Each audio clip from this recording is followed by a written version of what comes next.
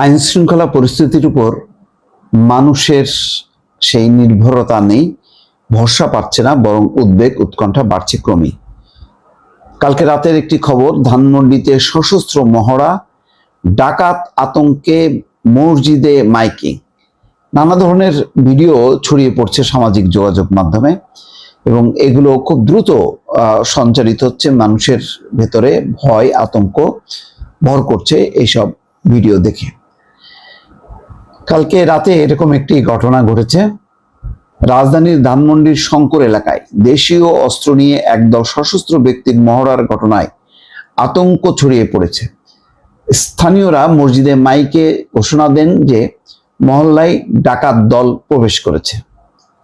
রোববার রাত 1:30টার দিকে শঙ্কর আলী হোসেন বালক উচ্চ বিদ্যালয়ের সামনে 10-12 জনের একদল সন্ত্রাসী দেশীয় অস্ত্র নিয়ে মহড়া দেয়। প্রত্যক্ষদর্শীরা বলছে দলটির আশেপাশের দোকানগুলোতে ভয়ভীতি প্রদর্শন করছিল। আতঙ্কে ব্যবসায়ীরা দ্রুত দোকান বন্ধ করে দেন এবং সাধারণ মানুষ নিরাপদ স্থানে চলে যান। প্রায় 5-10 মিনিট অবস্থান করার পর সশস্ত্র দলটি এলাকা ত্যাগ করে। এটাই হচ্ছে আতঙ্কের ব্যাপার, যে এরকম রাতের বেলা তারা মহড়া দিল, মসজিদে ঘোষণা দেওয়া হলো, লোকজন এগিয়ে আসলো না, প্রতিরোধ করলো না, এবং সেখানে নিরাপত্তা নিয়োজিত কি কোনো পুলিশ নাই, টহল দল নাই। এমনিতেই কিন্তু একটা প্রচার আছে যে রাতে এখন টহল পুলিশ পাওয়া যায় না। তো এই কারণে সন্ধ্যার পর থেকে একেবারে ছিনতাই রাহাজানিতে ভরে যাচ্ছে। ঢাকা শহরের বিভিন্ন প্রান্তে লোকজন ছিনতাইয়ের কবলে পড়ছে, ডাকাতির কবলে পড়ছে। ঘটনায় আতঙ্কিত হয়ে স্থানীয়রা মসজিদে মাইকে সতর্কতা প্রচার করেন। সামাজিক যোগাযোগ মাধ্যমে ছড়িয়ে পড়া কয়েকটি ভিডিওতে দেখা যায় এলাকাবাসী নিরাপত্তার জন্য পুলিশের সহযোগিতা চান। তবে কোথাও কোনো হামলা বা কাউকে আঘাতের খবর পাওয়া যায়নি। অস্ত্রধারীরা কিছুক্ষণ অবস্থান করার পর রায়ের বাজারের দিকে চলে যায় বলে জানান স্থানীয়রা।